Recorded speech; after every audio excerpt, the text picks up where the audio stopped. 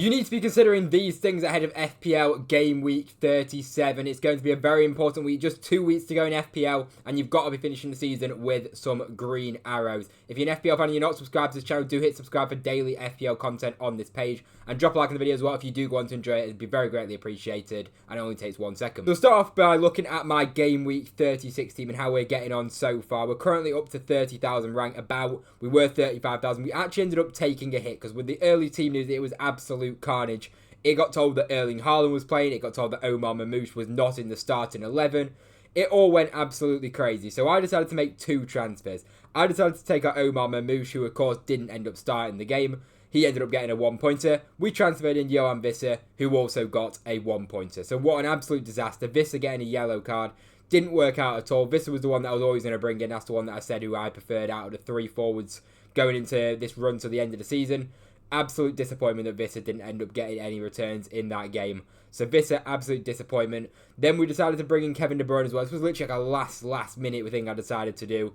We took out Saka, and then I thought I still want that triple up on Man City. So we went for Kevin De Bruyne and took a -4-point hit. Now looking back on it, I wish I just did the Wissa transfer and just called it a day, because realistically I would have been a few more points up. I would have been maybe close to like 25k, close to there, if I didn't decide to make that move.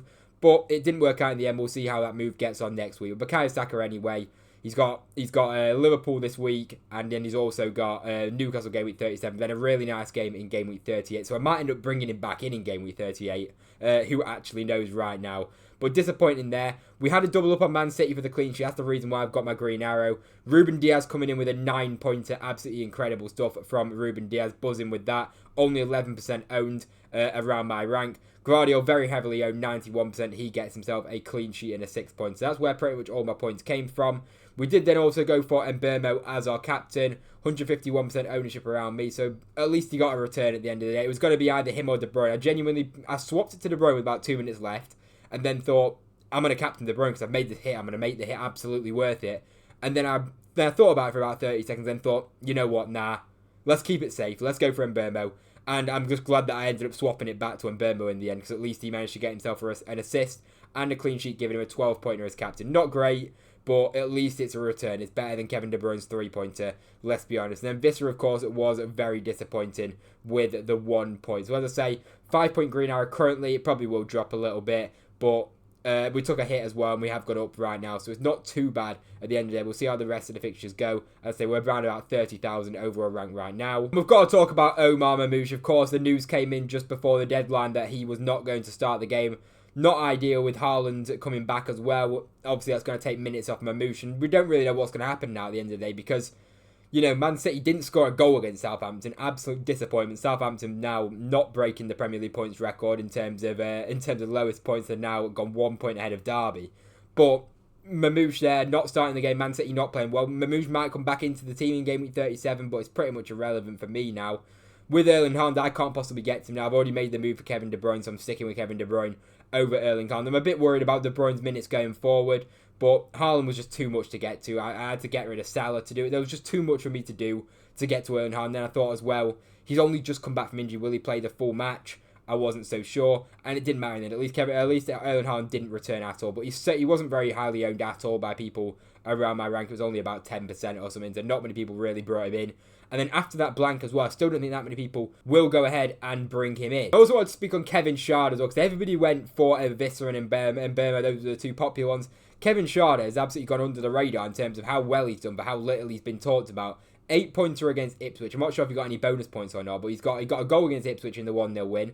2 goals against United, and as well as that, a goal against Nottingham Forest. Someone who just people aren't talking about enough. Obviously, his minutes aren't as nailed on as an mbuemo and Wissa, which isn't ideal. But in terms of his value, 5.2 million, it's all a bit too late now to really be bringing him in my opinion. He's got Fulham and Wolves in the next 2. It might not be too late, but for me personally, I'm not considering bringing him in at this point anyway. I think the week to bring him in would have been Game Week 36. I think the boat's now, we'll probably miss the boat on that transfer overall. But Kevin Schade, another great performance, outperforming Wissa and mbuemo in terms of his overall points in the last few weeks as well. So fair play to people who went for Kevin Schade as that differential. Now just quickly glancing at my team ahead of next week before I look at players to target and bring in with the fixtures. This is my current team I've got set up for next week. And I actually don't think it's a bad situation I'm in, to be honest. I got on the bench, I got Ismail Assar, who's on my bench this week as well, which is quite frustrating now that I saw Kevin De Bruyne obviously blanking for Man City. I would have started Ismail Assar, and if I didn't take the hit, it would have been Ismail Assar. So we'll see how Assar gets on. Hopefully Ismail Assar gets a 1-pointer and a yellow card, but we'll probably end up scoring, let's be honest, against Spurs. So yeah, this is the current team for next week. We need to see how Mateta gets on, because I could maybe move on Mateta this week. Mateta's one that I'm definitely got my eye on potentially getting rid of, but we'll see how he performs against Spurs. If he scores against Spurs, chances are I'll be keeping hold of him. We have a benching dilemma with Morgan Rogers and Ismail Assar. Ismail Assar playing against Wolves, Morgan Rogers playing against Tottenham. Right now I'm on Morgan Rogers because Tottenham probably won't be taking that game all too seriously, you'd hope anyway. So looking at the defence, we've got double Man City against Bournemouth. We could maybe bring in a Kivior or a Konsu, of course, could be against a weakened Tottenham team as well. Undecided on that, but Man City have been... The Man City double up in defence to me has actually worked out pretty well so far, to be honest. The Man City have looked pretty solid defensively, and they've definitely performed a lot better over the last few weeks, bar, of course, that game against Southampton. We always play Munoz if he's fit and available. We always play him just due to that attacking threat. David Raya in goal. We've got against Nottingham Forest for Areola. I think it'll probably be sticking with David Raya as my goalkeeper. Right now we've got the captaincy on mbuemo. That could very easily swap to Salah. We need to just watch and see how Salah performs in the game against Arsenal. See how that Liverpool team in general performs. But right now we've got it on mbuemo again. Disappointing he's only got 2 assists in the last 2 weeks. We're hoping for a bit more, but at least he has got returns. Kevin De Bruyne against Bournemouth, not bad at all. Bournemouth currently on at the time of recording this video, 0-0 with Aston Villa at the time when I'm recording. Then we've got Morgan Rogers, and the front three is Alexander Isak, another one that could potentially be on his way out, but we need to see how he performs again. The game hasn't taken place for Newcastle. Someone that could potentially be on the radar, on the radar in terms of getting rid of. So chances are my transfer in game week 37 will be a forward transfer. If not, I might roll, but we probably will be making a transfer, either getting rid of Mateta or Isak. And the players that we'd be looking to bring in would probably be a Mateus Cunha potentially. There's also Chris Wood as well, but then I think he's got Chelsea in one of the games. Might be game week 38. He's got Chelsea.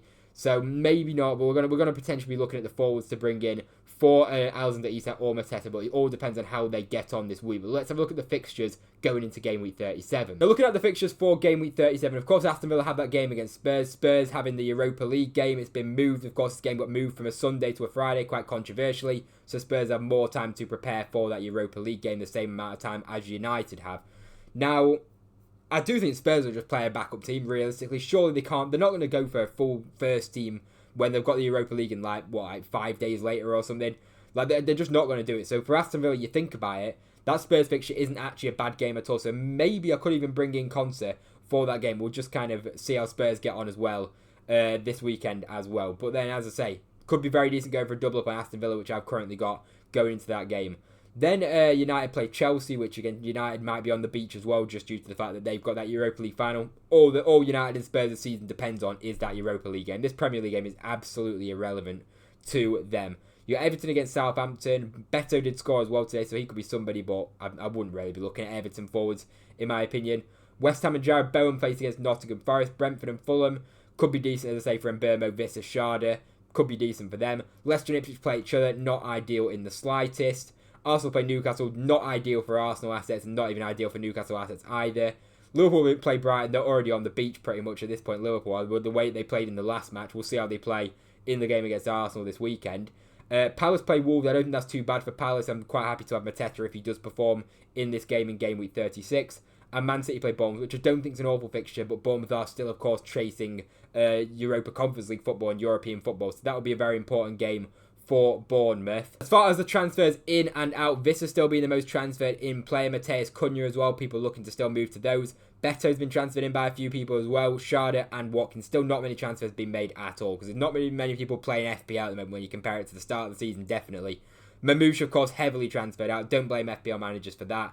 It might be a bit of a panic. We need to see how they get on in the next couple of weeks. They start the FA Cup game as well, so we'll see how Marmoush gets on in that. So as I say, there's no panic to absolutely get rid of Omar Marmoush yet, just due to the fact that Man City do play in the FA Cup. We can maybe see his minutes from there, but he is going to go down in price. People are going to be getting rid of him, so I wouldn't blame you if you wanted to get rid of him. Anyway, if you enjoyed the video, drop a like down below. Subscribe to the channel if you're new around here. We do daily FPL content, so if you watch this point, you may as well hit subscribe. If you like the content, it'd be very greatly appreciated. It only takes 1 second. Thank you very much for watching, and I'll see you in the next one.